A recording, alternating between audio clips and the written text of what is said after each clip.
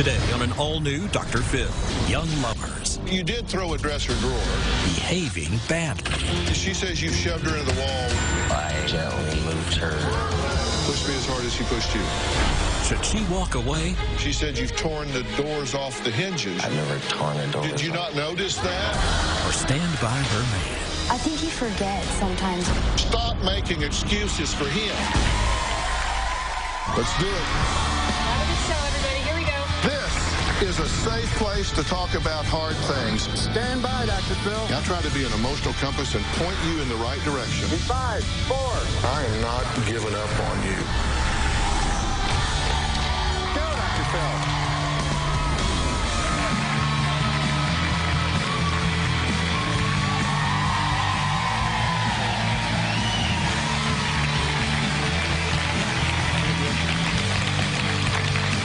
Thank you very much. Take a look at 22-year-old Natalie. She is young, in love, and says that she's absolutely terrified of her boyfriend, Justin. She says he wakes in a rage and has uncontrollable violent outbursts that makes her fear for her actual safety and for her life. Now, Justin says that although he does lose his cool sometimes, he says he has never actually laid a hand on his girlfriend, Natalie. Well, she disagrees. When I'm with Justin, I feel like I'm on pins and needles.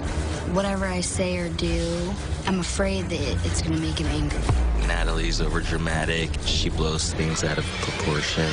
Justin throws things, puts holes in the walls, punch things. He'll break anything that's around him. Natalie gets me heated when she nags me and he won't let me walk away from an argument. And it makes me more angry. When Justin gets into a rage, he gets violent. So Justin one night just gets really mad. I get up to leave, and he throws a cup right by my head. Who acts like that? Who does that? I've never thrown anything at Natalie. I don't know where she gets that. On my 21st birthday, Justin, he spit right in my face. And I was so scared, I actually left through the window. A couple weeks ago, Justin and I got in an argument. I'm asking him, please don't leave, please don't leave. I started getting mad. It started escalating. She blocked the door with her foot. He takes a step towards me, shoves me right here as I'm holding the baby. I never thought Justin would ever put his hands on me, especially while I was holding our son. That was a wake-up call for me. I ended up calling the police to file a report. I'm always afraid because I never know what's going to happen. You've been together 4 years, right? Yeah. Correct. But you're not married. Not married. Do you want to get married? Yes. Do you want to get married? Yes. Why? Because I love her and I know that I love her and I want to be with her forever. And you love him and want to be with him forever? Yes, absolutely. Now, when y'all first met, you got along great, right? Oh, yeah, great. He was charming? Yeah. But now, it seems to have taken a different turn. Exactly. Yeah. Because you say, and you admit, that you call her stupid. Correct. You tell her to shut up. Correct. Shut the up. I don't want to talk about it. Correct. Right. It does escalate to that point. Charming. Charming. It has escalated. That you to that punch point. holes in the wall. Yes. You punched a hole in the front door, you get so mad. Yes. She said you've torn the doors off the hinges, you get so mad. I've never torn the doors off hinges. Our bedroom door, it came off the hinges. Remember that day? It opened the other way, like, you know. That was one time, yeah. It has been off the hinges. It opened the other way? Right, yeah. It's our door. To our bedroom. Did you not notice that? Don't worry about them. Just, you remember that? Yeah, I remember that. Okay. Yeah. How'd that happen? Me hitting the door, and then I believe the hinges were loose, so I had taken it off to fix it. I hate it when that happens. The hinges were loose, and so you took it off to fix it. Okay, got it. Okay, but you did throw a dresser drawer. Correct. Justin, there's a hole behind the door. Do you see the hole behind the door where the door slammed? the opposite direction. Do you see that? Yeah. Okay, so it opens in, right? Like. Right here? Yes, yes. Yeah, it did go. Yeah, it went. Yeah. It went the opposite way, and Is that when it was loose? still attached, and then I took it off. Is that when the hinges were loose, it knocked a hole in the wall? Yeah. Yeah, like when I hit it, it went the other way. It went through the doorway and hit the other backside of the wall, and it was still attached, and I had taken it off. Let me hit the reset button here. If you two want this to work, you've walked in the right room. I can help you with this. Okay. I really can. I can help you with this. I do know how to fix this. I know how to do this. Thank you. And it starts with what I'm going to tell you now. Okay. Don't me. Okay? Because I can't fix what you don't acknowledge. If you're not willing to make a to-do list of things that you need to change in the way you parent, the way you couple, the way you relate, then it'll never get done. I mean, things don't get done if they're not on your to-do list, right? Correct. So we could waste our time with you running around the mulberry bush and me chasing you. I'm not trying to do that. Or you can just, you know, own it. And the same thing, what? I think he forgets sometimes, you know. That's why I take pictures. Okay. When he's in a rage, you know. Okay, you're in the right room too. Yeah. Okay? First thing you need to put on your to-do list is stop making excuses for him. Okay? He can speak for himself. Okay. You knocked a hole in the wall with the door, right? Yes. Thank you. Okay. You threw a drawer and broke it, right? Yes. Yes. Okay. But you do think she's a drama queen and that she overreacts and overstates things. Correct. So you're not saying you're perfect, but you're saying, come on. Exactly. I mean, she just goes overboard. Exactly. Do you? I would say at times I probably overreact. Would you say like some of the time, most of the time, or all of the time? No, some of the time. Just some of the time. Would you say that sometimes he gets upset? Yes. And would you say sometimes when he gets upset that he says, I need to leave? You don't handle that well, do you? No, I don't. In fact, you've stood in the back of the car with the baby where he couldn't back out when he was wanting to get away. Yes. You've left yourself. I don't want you to leave, don't leave, don't leave, don't leave. Then you left with the baby, barefoot, to the street, and got in a car with a stranger, with your baby, with no shoes in the snow. Is that good judgment? No. No, absolutely not. All right, next, there's a precious 10-month-old baby caught in the middle. We'll talk about what he's been subjected to since birth after the break.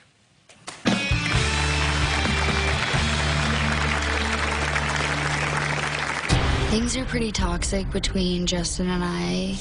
Natalie is always threatening to leave with the baby. When I hear that, it just makes me angry. My biggest fear is Justin's gonna accidentally hurt our son. Things are pretty toxic between Justin and I. My biggest fear is Justin's gonna accidentally hurt our son. What do I do as a mom at that point? Do I leave or do I stay? Natalie is always threatening to leave with the baby. When I hear that, it just makes me angry. One time, Justin had grabbed him out of my arms while I was trying to leave and said, "You're not leaving with our son." I was hysterical. Natalie uses my son as a bargaining chip. It makes me really angry when she uses my son in that way. I don't want him to be scared of his dad or feel not safe in his house. I'm so conflicted internally, and I don't know what to do about it. Justin promised a different life. He said, "I love you. I want to have a baby with you. Everything's going to work out." I feel lied to. Have you changed? I would say yes. She says when you get stressed, you spit in her face. I don't do that. I do not spit in her face. Okay, now, all right, let's hold it here. She says on her 21st birthday, you spit in her face. I didn't. That's a spit. That happened or it didn't? That happened. Okay, so you either did that or you didn't. I didn't spit on her. I mean, I didn't spit on her face, you know? No, that happened. We've talked about that. That happened. I still to this day don't know what I said to make that occur. For him But to y'all spit in my discussed face. this and he acknowledged Yes. he did it? Yes.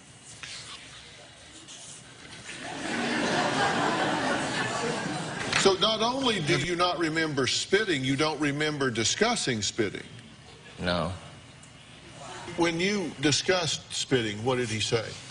When we're watching your show, and people, you know, that's come up with other couples, and I said, that's happened to us.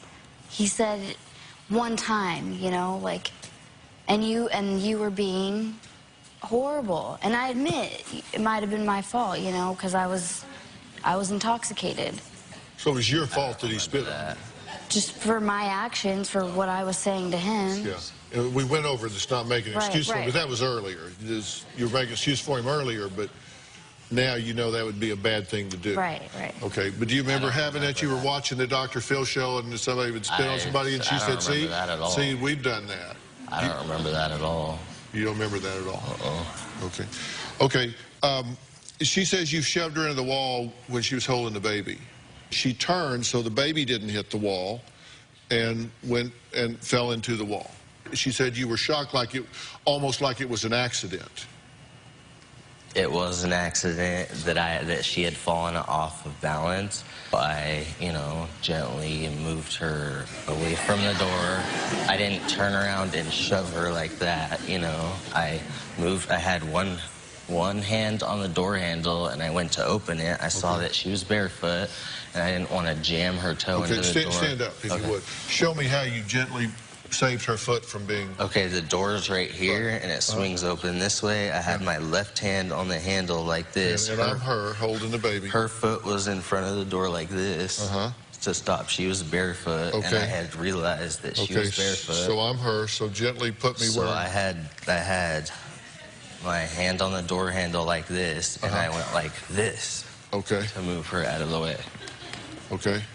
And then I opened the door at the same time. Okay, now, have a seat, stand up. Now I'm you holding the baby. Now you show me what he did. Okay, so... did you have your foot? Same thing. You got your foot?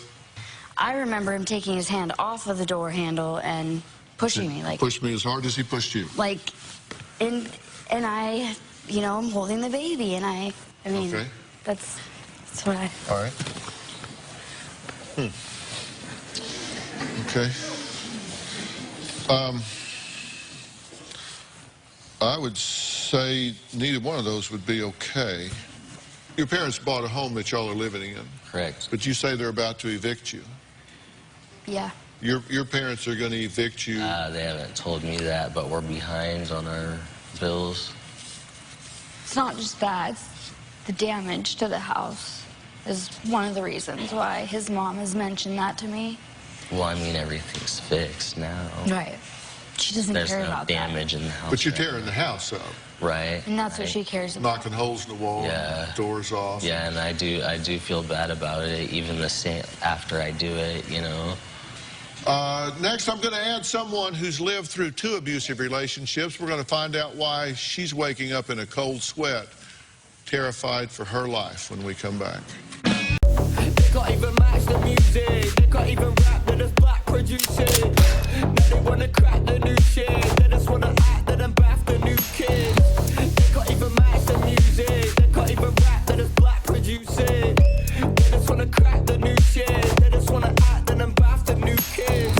Sorry big man, with your big life and your kick man.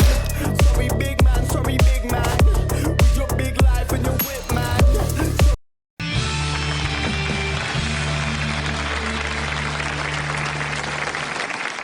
Has he threatened your life? She's told me, you make me so mad, I just want to kill you. She says that during the relationship that you were physically abusive with her. That's not true. I cannot believe that you're going to sit up there and lie to everybody. It's over.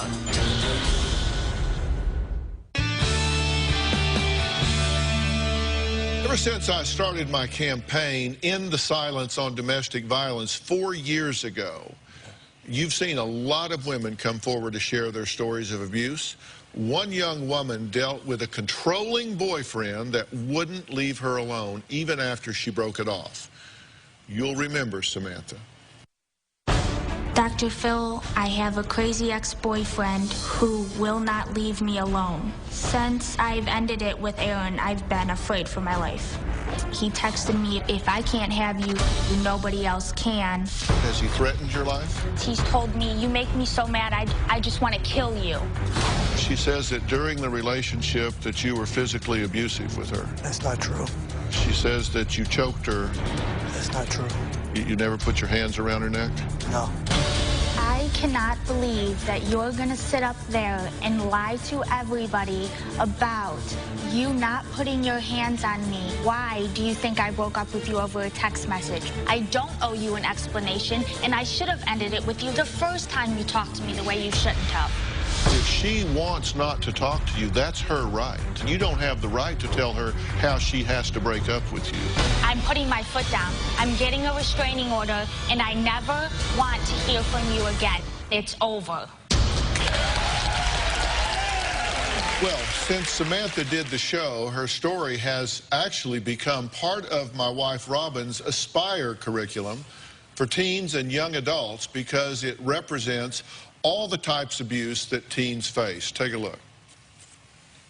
I'm Robin McGraw, and I am the founder and advocate of the Aspire Initiative, which I created in association with When Georgia Smiled, the Robin McGraw Revelation Foundation. What you might not realize is that you don't need to have a black eye, bruises, broken bones to be in an abusive situation. Sometimes the signs are hard to notice and can even be confused for love.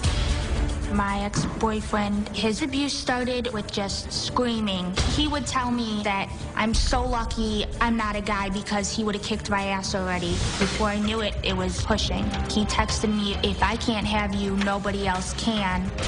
Because of the harassment, I'm not able to do any normal activities that teenagers do. Being subjected to even just one of these behaviors can rob you of who you are and chip away at your confidence, self-esteem, and happiness. Please know you are better than that. I want each and every one of you to aspire to treat people the way you want to be treated. You've been listening to this whole thing, right? Yes. And you recognize a lot of the patterns, both in terms of what she's doing and in terms of what he's doing, right? Because you've lived it. I have. The only difference is I didn't bring a child involved. I can say that it shocks me. I know how you're feeling, and I know it's easier to make excuses than to say that you're in that relationship.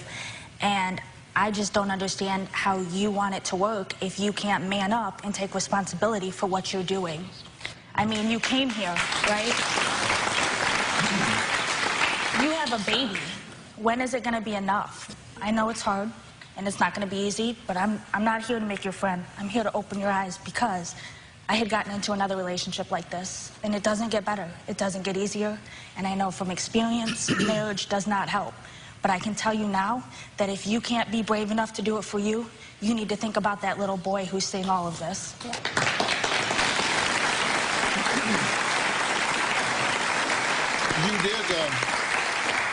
You did get married, right? You didn't date anyone for a long time, right?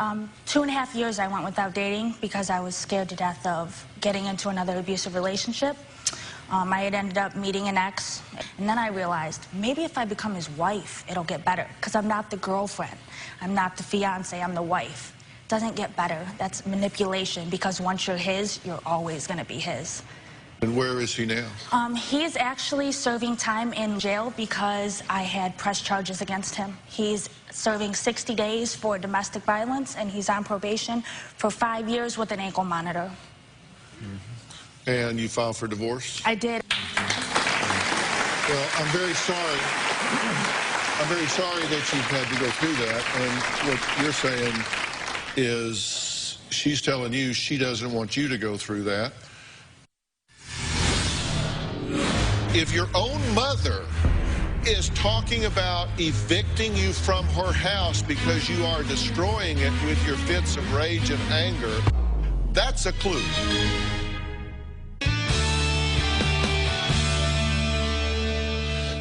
have a problem with anger? I feel like I have a problem controlling my anger when I can't escape the situation. When I feel like I'm trapped in a situation that's heated, I feel like I can't control it. Would that be a yes?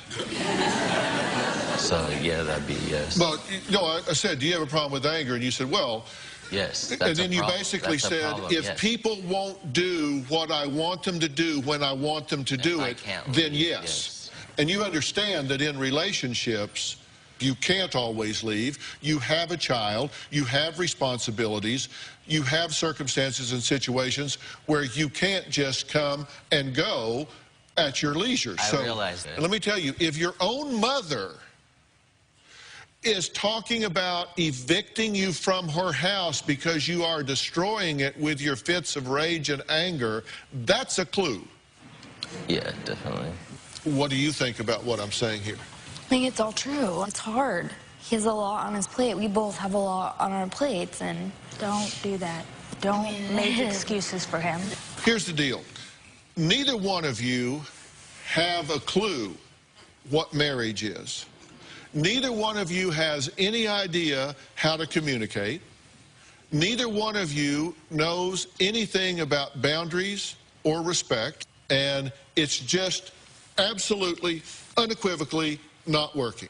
And you need to get some serious anger and stress management training, some real skill sets to cope with this. And you need to understand the difference between him and you. You cannot define yourself as a function of his emotions. You've got bigger responsibilities as a mother here. Mm-hmm. You two need premarital counseling. And if that doesn't happen right now, you are putting yourself and that baby in harm's way. Mm-hmm. And I can't allow that to happen because I'm a mandated reporter. Right. So, question, should you two get married? Hell no. Hell no. Now, I will get both of you that help starting right away. I mean, right now, if you will take the help. Will you take the help? Yes. Okay, and you will do that? Yes. Okay, all right, fair enough. All right. Next, sexual assault on college campuses. It feels like we're hearing more and more of these stories in the news right now. We're going to talk to someone who survived sexual assault not once, but twice. Plus, I'm going to tell you why my wife, Robin, is making space on our mantle, and it's not to hang Christmas stockings. When we come back, what she's done this last year to help victims of domestic violence.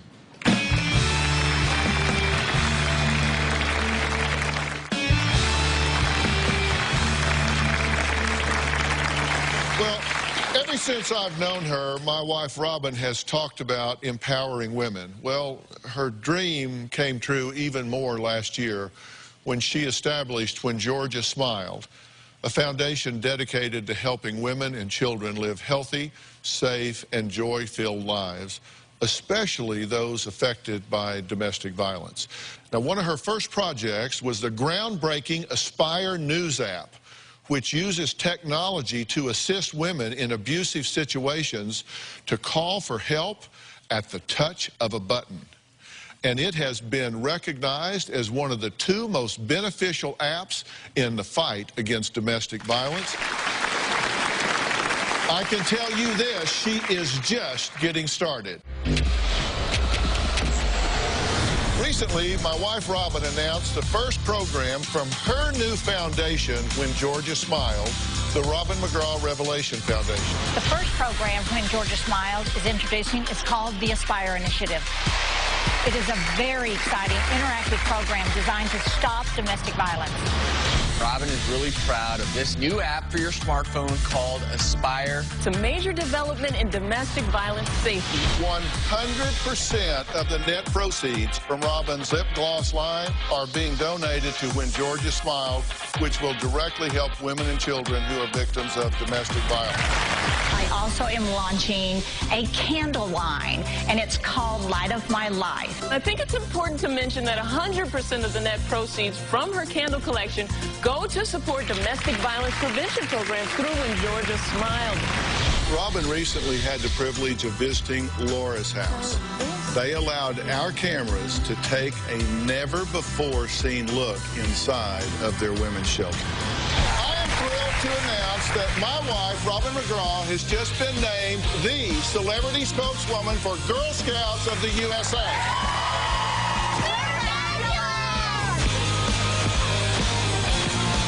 We just want to give a special thank you to Verizon for partnering with her foundation When Georgia Smiled.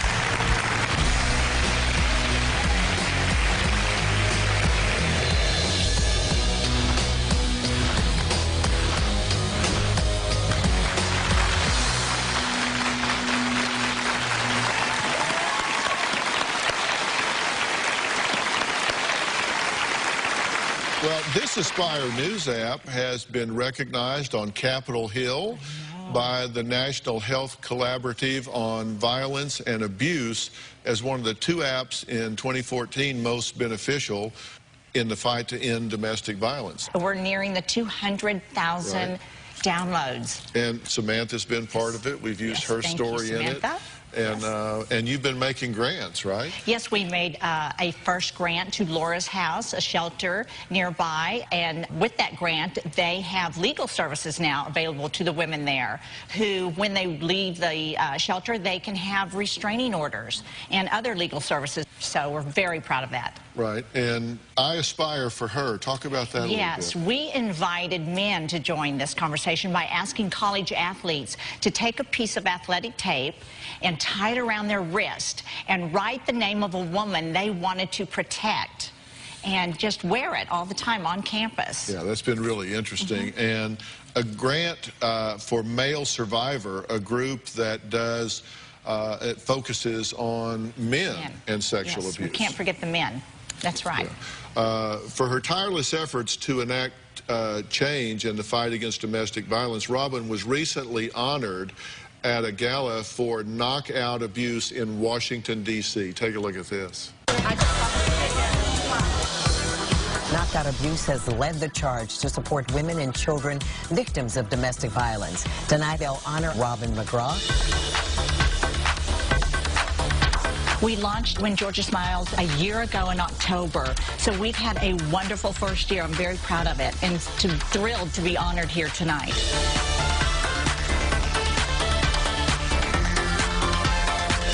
Please join me in welcoming our 2014 honoree, Mrs. Robin McGraw. What an unbelievable honor it is to receive this award. Over the years, I've watched courageous women talk to my husband on national television about domestic abuse. There is no theory under which a man should ever put his hands on a woman in anger. I don't care what happens. Believe me, it is infinitely powerful and inspiring. Being witness to this made it clear that I could not just sit back and do nothing. It is my hope that through When Georgia Smiled, we can reach out to these women and offer them aid to help them know that they are important and they deserve safety and to live a life filled with peace and happiness. Thank you again for this beautiful honor, and God bless you.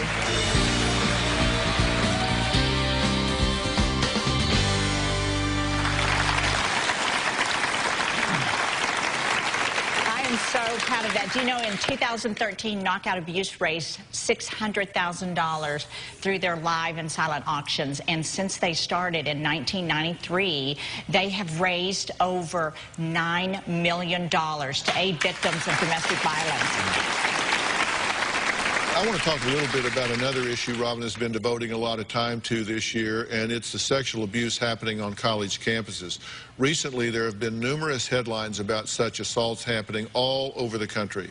In fact, it's become such a problem that the U.S. Department of Education's Office for Civil Rights is currently investigating 90 schools for possible violations of federal law over the handling of sexual violence and harassment complaints.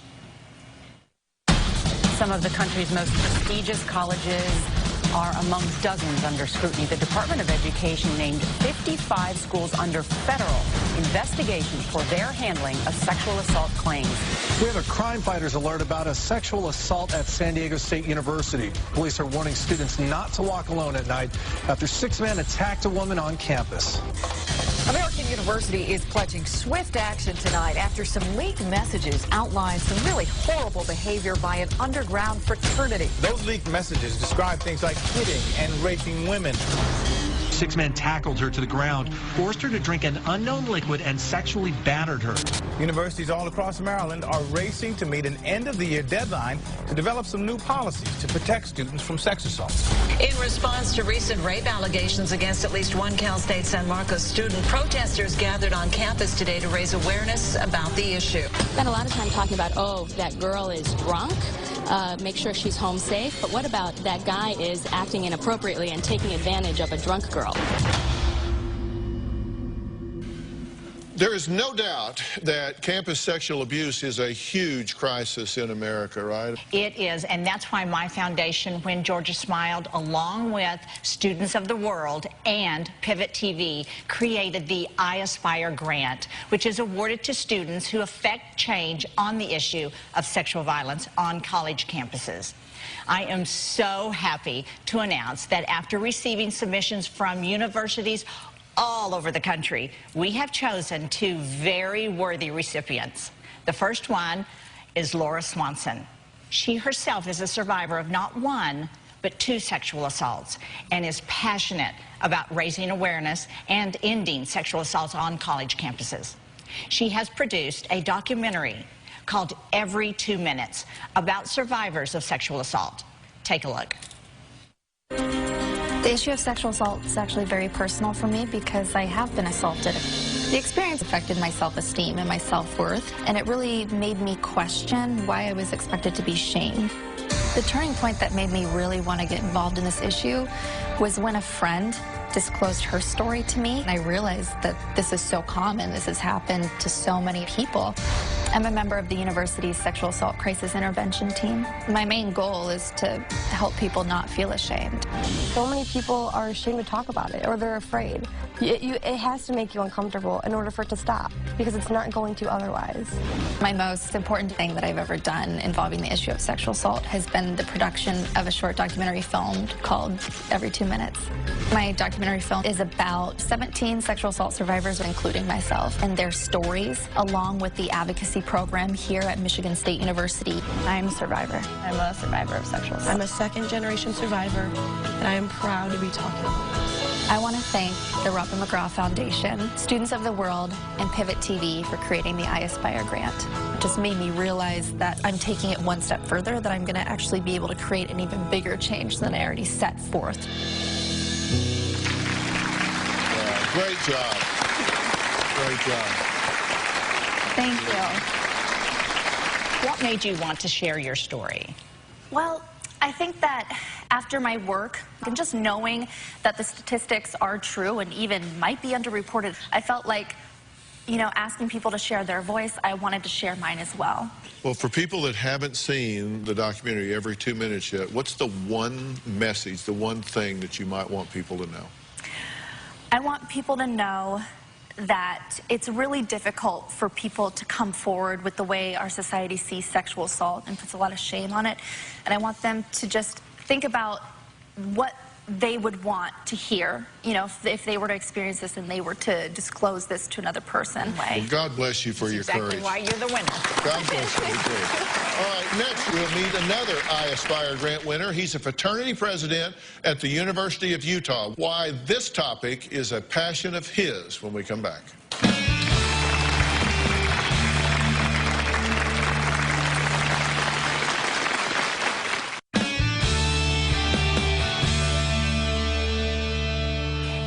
have another recipient of my iAspire grant here today. His name is Mitchell Cox. He's 21 and a senior at the University of Utah. Take a look at his story. We'd just really like to thank all of you guys for coming out and supporting our Sexual Assault Prevention Forum. Our chapter of Beta Theta Pi first got involved with the Rape Recovery Center about 18 months ago. We have programmed sexual assault prevention forums here on campus. Between 1 out of 3 women will be sexually assaulted before they graduate college.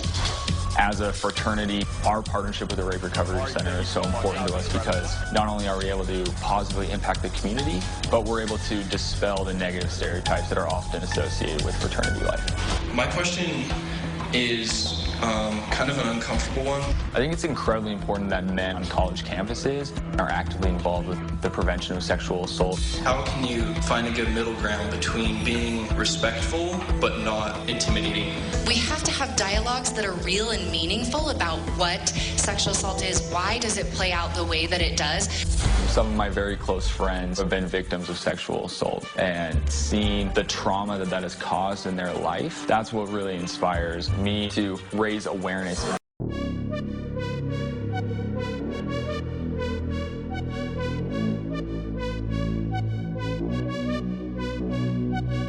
You look so international.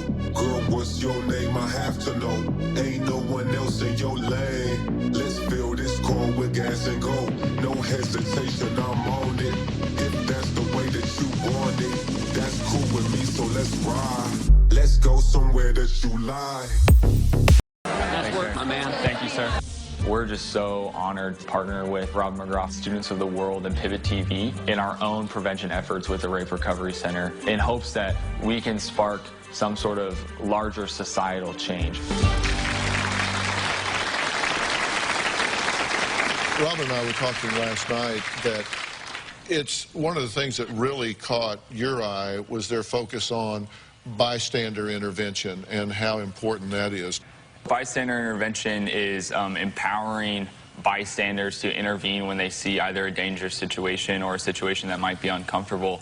And especially within a university setting or within a Greek system, to have men or males who are able to step up, whether it's to their fraternity brothers or their roommate or whoever the case may be, and first get the person in danger safe, and then have a conversation to hold the other person accountable, the alleged perpetrator accountable. That's what our society really needs to start to make a positive movement in the area of sexual assault. I love hearing that. That's exactly why we had 2 winners. We were only supposed to have 1 winner, but that's exactly why we had a tie, because I loved hearing your message. Thank you so much. Oh, thank you so much. Opportunity also to acknowledge some very important people in my world. They are Margot Jaffe and Angie Gontaruk. Margot is the creative director of Students of the World, and Angie is their production manager. They were a big part of making my iAspire grant happen. And so I want to thank you both and the whole team at Students of the World. We are also thrilled to have worked with Pivot TV, a division of Participant Media. They do a great job with young people aged 18 to 34. So thank you, Pivot TV. Thank you both so much. All right, Mitch, final thoughts after the break. Plus, Robin has a few surprises for everybody here today.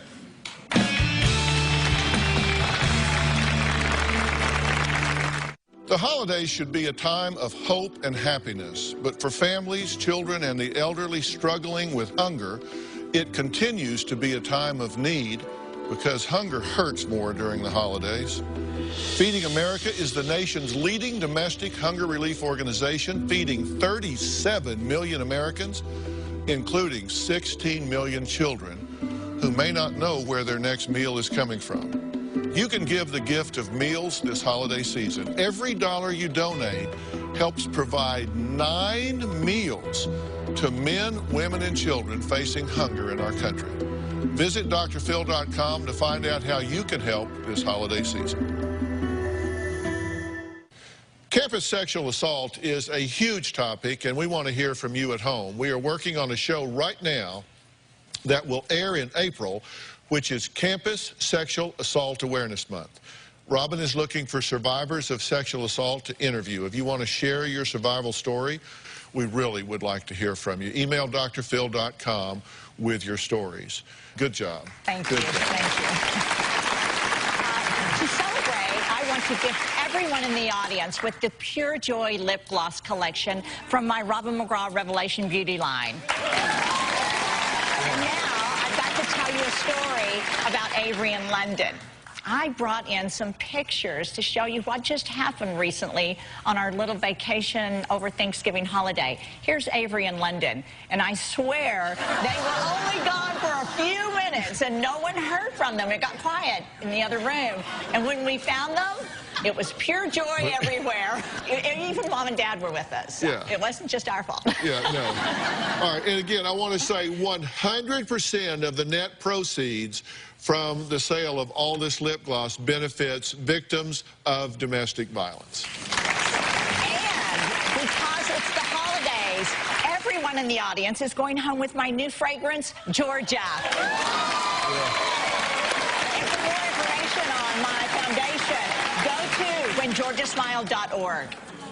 And for more information on my new fragrance, Georgia, go to robinmcgrawrevelation.com. Thanks to all of our guests. Special thanks to Margot Jaffe and Angie Gatterup from Students of the World. And to my I Aspire grant winners, Laura Swanson and Mitchell Cox, congratulations. We'll see you next time.